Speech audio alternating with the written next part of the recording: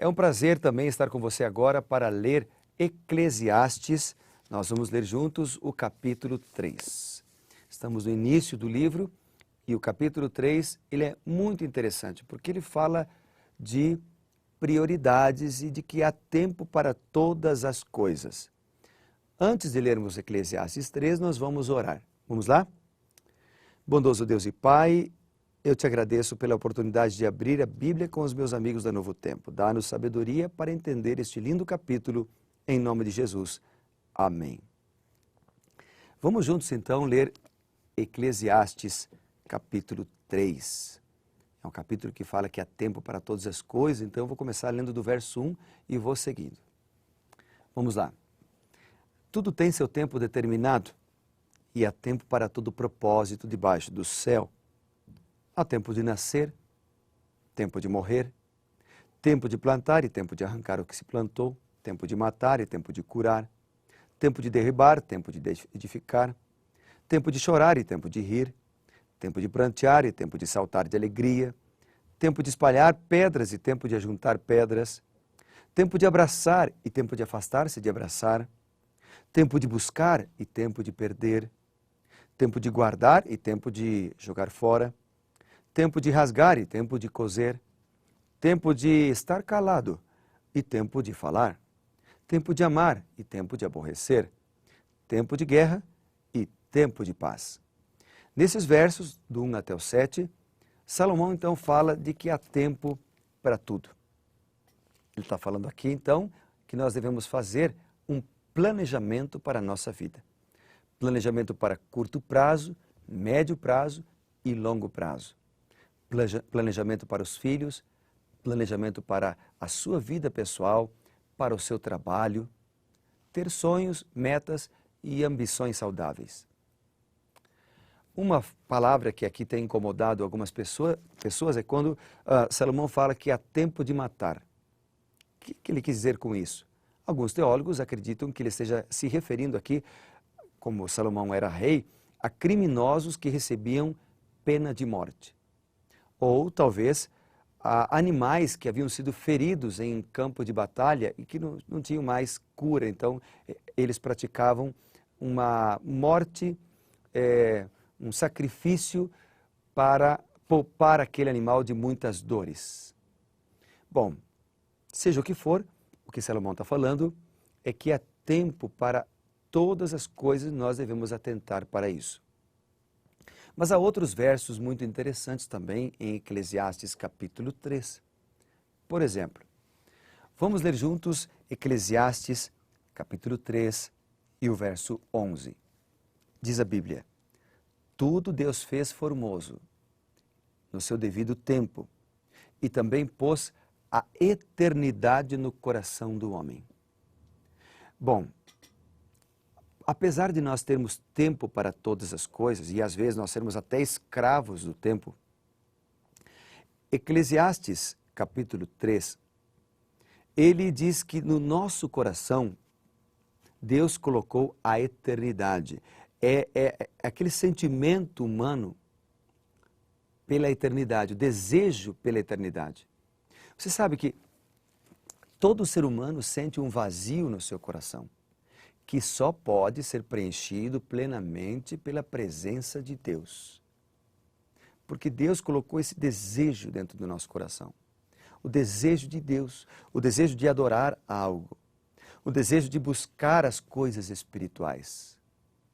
Então, mesmo que você diga que não crê em Deus, que não crê em nada, dentro do seu coração, lá no fundo, você crê em alguma coisa.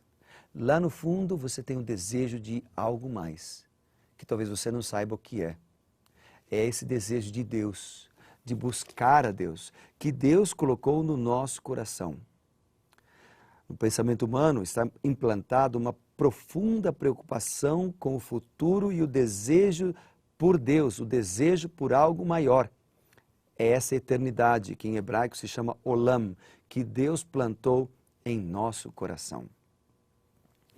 Então, se você está sentindo-se só, se você não vê sentido na tua vida, se você até sentiu vontade de se matar, de se suicidar, talvez é porque você esteja ausente de Deus, longe de Deus.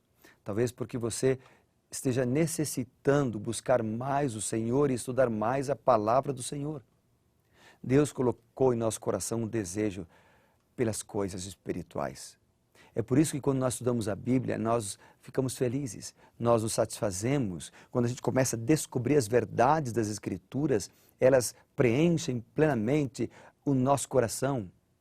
É por isso que a Bíblia diz lá em João capítulo 8, verso 32, citando as palavras de Cristo, e conhecereis a verdade, e a verdade vos libertará. E quando a gente lê lá em João capítulo 17, verso 17, menciona que a palavra de Deus é a verdade. E lá em João capítulo 14, verso 6, diz que Jesus é a verdade. Então, quando nós estudamos a palavra, quando nós estudamos sobre Cristo, quando nós aceitamos a Cristo em nosso coração, nós somos libertos do medo, do eu, do temor, nós somos libertos dos vícios e somos felizes. E por que somos felizes?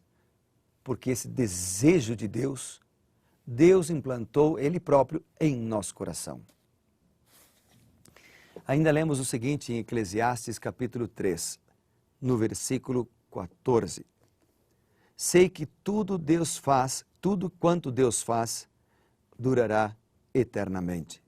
Nada se lhe pode acrescentar e nada lhe tirar. Então o que Deus faz é perene, o que Deus faz é eterno. Além disso, diz aqui que nada podemos acrescentar naquilo que Deus fez. Obviamente que aqui está falando da nossa limitação, né? A primeira interpretação dessa frase. Diante do que Deus faz, nós somos limitados. Diante do que o Senhor pode fazer, nós somos incapazes. Por isso nós precisamos depender dEle, agarrar na sua mão e seguir em seus caminhos e confiar no Senhor. Mas também podemos fazer uma outra aplicação, lembrando-se de Apocalipse, que diz que nós não podemos nem acrescentar nada à Bíblia, à revelação da palavra de Deus, a profecia, e nem retirar nada. Ou seja, a profecia, a palavra de Deus, deve nortear a nossa vida. Mas nós não devemos impor à palavra de Deus os nossos costumes, os nossos hábitos, os nossos pensamentos, aquilo que nós achamos que é certo ou errado, porque é a palavra de Deus que deve nortear a nossa vida e não nós nortearmos a palavra de Deus. Outra lição de Eclesiastes, capítulo 3, está expressa, escrita no versículo 19. Aqui diz o seguinte, 19 e 20. Porque o que sucede aos filhos dos homens, sucede aos animais. O mesmo lhe sucede. Como morre um, assim morre o outro. Todos têm o mesmo fôlego de vida. Uau! E nenhuma vantagem tem o homem sobre os animais, porque tudo é vaidade, tudo é passageiro. Todos vão para o mesmo lugar, todos procedem do pó, todos vão voltar para o pó. E aí no verso seguinte, ele diz assim, 21. Quem sabe se o fôlego de vida dos filhos dos homens se dirigem para cima e dos animais para baixo, para a terra? Então o que ele está apresentando aqui é que a morte de um cachorro, de um boi, de um leão, de uma galinha e de um ser humano, ela é igual para todos. Todos vão para o mesmo lugar, todos vão para a decomposição, todos vão necessitar serem enterrados, sepultados. Todos param de respirar, o coração de todos para de bater, o cérebro de todos para de funcionar. Então o destino, Salomão diz, olha, o destino do homem e dos animais é o mesmo. Porém há uma diferença. A diferença é a esperança. A esperança que norteia o coração do ser humano. Porque nós, seres humanos, fomos criados à imagem e à semelhança de Deus. Então a Bíblia fala em vários outros capítulos e livros o mesmo que disse Salomão. O vivo vai para o ser humano vivo vai para o mesmo lugar do animal. Só que os demais livros da Bíblia ampliam isso dizendo, mas o ser humano não ficará lá para sempre se ele morreu fiel, se ele morreu crendo no Senhor. Se ele morreu justo, ele vai ressuscitar na segunda vinda do Senhor. Amém, querido amigo? Por exemplo, vamos ver dois textos. Um deles, Evangelho de João. Abra a Bíblia comigo em João, capítulo 5. Vamos lá. João capítulo 5, versículos 28 e 29, a Bíblia diz assim, ó. Vamos lá comigo, aqui está, estou abrindo a Bíblia, nesse verso, aqui está. Diz a Bíblia o seguinte: não vos maravilheis disto, porque vem a hora em que todos os que se acham nos túmulos ouvirão a sua voz e sairão. Os que tiverem feito bem, para a ressurreição da vida. Os que tiverem feito mal, para a ressurreição do juízo.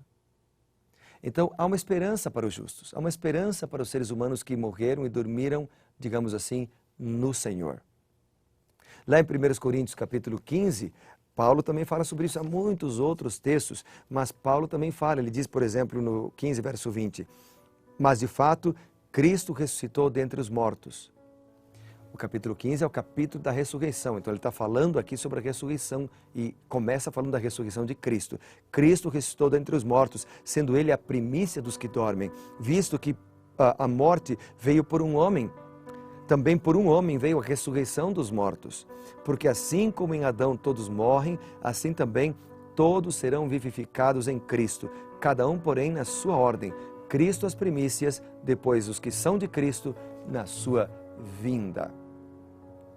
Então, a despeito da morte ser igual para os homens e também para os animais, há uma esperança para os homens, para os seres humanos.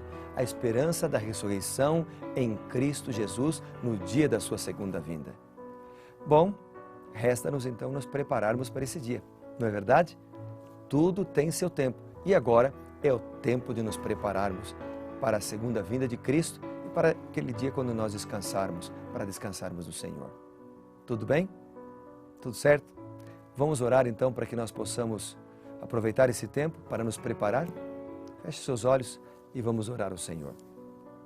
Bondoso Deus e Pai, muito obrigado pela oportunidade, o tempo que o Senhor nos dá agora de graça, para que nós possamos nos preparar para a sua segunda vinda e assim ressuscitarmos para uma nova vida lá no lar celestial, eternamente com o Senhor. Obrigado por essa promessa, Pai. Oramos em Teu nome. Amém.